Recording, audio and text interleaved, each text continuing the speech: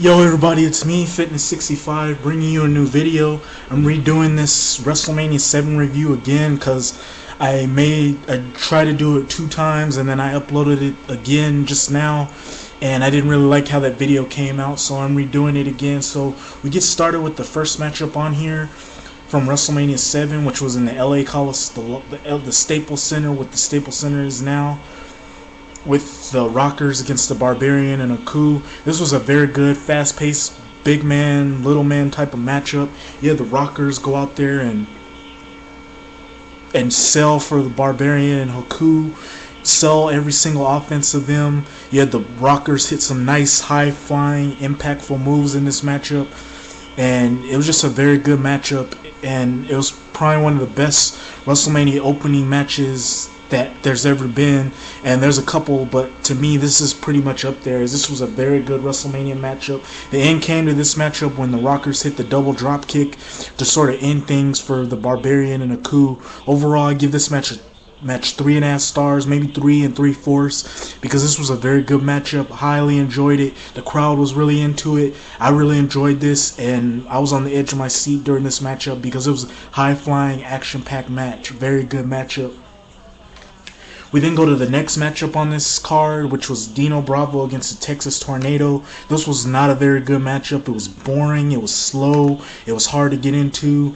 You had both guys hit some botched spots. I think Dino Bravo botched a back suplex on the Texas Tornado. Texas Tornado botched some moves in this matchup. Just a hard matchup to watch, and it's sad that seeing these two wrestle against each other, knowing that these two would die maybe a year later after this, a year or two later after this. It's just a shame to see that. But overall, the match itself just was not a very good matchup, and I recommend you don't watch this matchup. This match was just so hard to sit through, as it should have been a decent matchup, but it just turned out to be just a hard matchup to watch, as this was just awful, and probably one of the worst matches on this card. And there's a couple, but this is one of the worst matches of the night on this card. Awful, just awful match. I give this match a star, and that's pretty much being generous, because this was just not a very good matchup, and it was just hard to sit through this matchup. We're going to go to the third matchup, which was a power versus power matchup between the British Bulldog and the Warlord. This was a decent power versus power matchup. You had the British Bulldog hit his usual offense. You had the Warlord, who was doing his thing in this matchup, and it was pretty good, and the crowd pretty much got into it, and it was pretty fun matchup for what you got and for the two participants in this matchup. The ending came in this matchup when the Barbarian had the British Bulldog in that full Nelson submission, and then the British Bulldog reversed it into a power slam, and that'd be the end of this matchup. Overall, I give this match a good 2.5 stars, as this was a good, decent matchup, and I enjoyed it. We then go to the fourth matchup on here, which was a very disappointing matchup, considering that the Hart Foundation were in this matchup. It was for the WWF Tag Team titles. It was the Hart Foundation against the Nasty Boys. Very disappointing matchup.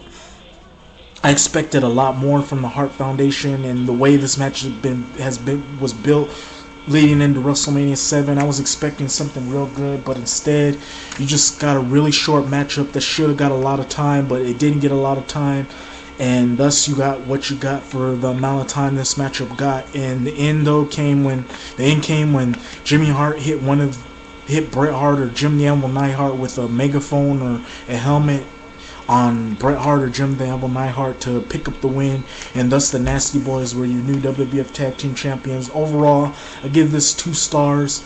Could have been higher if this match was a lot more longer, because I know that the Hart Foundation could have got a good match out of the Nasty Boys, but considering the time and how the way this match was booked, this matchup just didn't get enough time, and it should have got as much time as it should have, but they didn't, and thus I give this match 2 stars.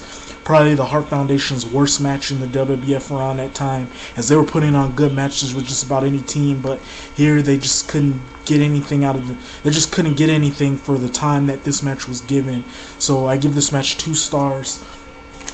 We then go to the fifth matchup on this card, which was the blindfold matchup between Jake the Snake Roberts and Rick the Model Martel.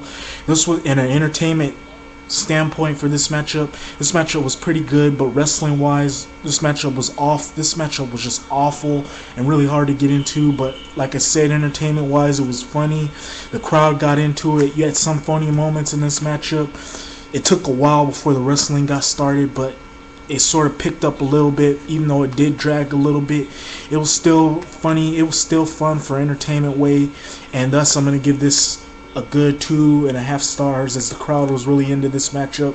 But like I said, as a wrestling matchup, this was just not a very good matchup, but it served its purpose, and it was pretty much ended the feud between Jake Roberts and Rick the Model Martel. We then go to the 6th matchup on here, which was between Jimmy Superfly Snuka and The Undertaker. This was just your standard squash matchup, pretty much where the streak began of Undertaker making his WrestleMania debut.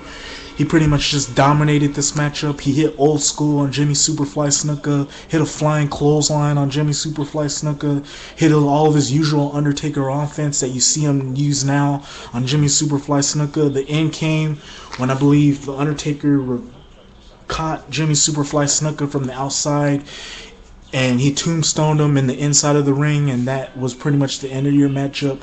Just your standard squash. I give this 2 stars, as there was some history behind this matchup, and it pretty much got Undertaker over as a dominant monster in the WWF around that time. We then go to the next matchup on here, which was the retirement matchup between the Macho King Randy Savage and the Ultimate Warrior. Very good matchup. A lot of drama, a lot of storytelling, and just pretty much everything that you want in a matchup. It had that. You had Ultimate Warrior hit his power moves in here, Randy Savage doing everything it took to sort of end the Warrior's career. You have both guys use their finishers on each other, with the Macho Man doing like 5 or 6 elbow drops to the top rope on Warrior, and then Warrior kicking out of him.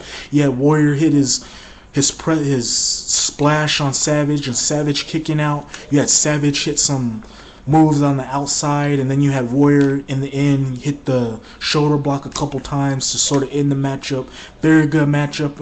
I enjoyed it, and it's exactly what matches nowadays need in mainstream wrestling need to be. Storytelling, a lot of impact, and the crowd getting into it, and just some drama, and that's what's missing in most mainstream wrestling. But overall, I give this a 4 3/4 stars.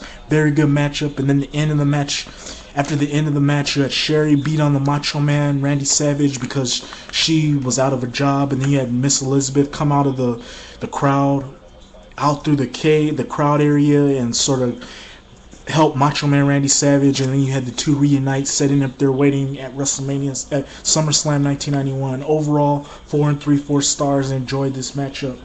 We then go to the 9th matchup on here, which was for the Intercontinental title between Mr. Perfect and the Big Boss Man. This was a this was a disappointing matchup. I mean, these two had some good matches on house shows, but for some reason they just didn't click, and you can pretty much tell watching this matchup that something just didn't click in this matchup, and this matchup should have been good and one of the best matches on the card, but just turned out to be an average matchup and a very disappointing matchup. Overall, I give this a good 2 stars, as there was some good aspects of wrestling in this matchup, but it was just a disappointing matchup considering the build up to this matchup. We then go to the 10th matchup on here, which was between the Legion of Doom and Power and Glory. Just pretty much your standard squash, pretty much a dud, as Legion of Doom pretty much just beat on them, and then they hit the Doomsday Device, ending that matchup. Just pretty much the match to sort of get LOD as one of the dominant tag teams in the WWF. So pretty much a dud. We then go to Virgil with Roddy Piper versus $1 Million Man Ted DiBiase for the $1 Million belt. Overall, I give this match 2 stars. I mean, there was some good wrestling, mainly DiBiase carrying this matchup, and then some storytelling with DiBiase showing Virgil that he should have never left him in the first place, and then Roddy Piper getting involved in the end, and then Ted DiBiase beating on him. Sort of was supposed to be DiBiase and Piper, but because of Piper's injury, they had to go with Virgil and DiBiase. Overall, very decent matchup. I give it 2 stars. Then you got the Mountie against Tito Santana. Pretty much a dud, as the match, they were wrestling a little bit, and then the Mountie shocked Tito Santana, getting the win there. And then finally, the main event for the WWF title, Sergeant Slaughter and Hulk Hogan. I give this match 2.5 stars. You had some good aspects in this matchup. Hulk Hogan did some